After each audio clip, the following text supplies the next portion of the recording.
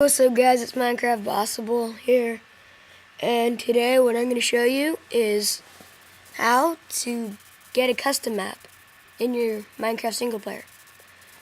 So what you want to do is go to your internet browser. I like Safari personally.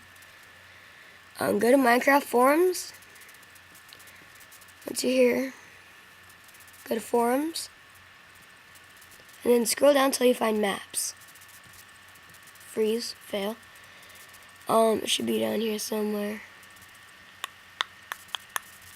It's right down here. Maps. Once you're here at maps, go down, find the one you want. I'll just get this one. Get the first parkour map. Wait for it to load. It takes a billion years, right? And then find the download. Mine says download here. Here's mine. Here's my other. Mine took me to AdFly. Yeah, pretty ugly. Skip ad. Just take you to this Mediafire.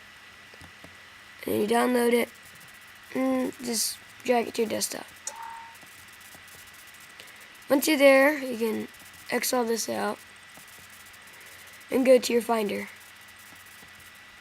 Once you're in Finder, go to Library, Application Support, Minecraft.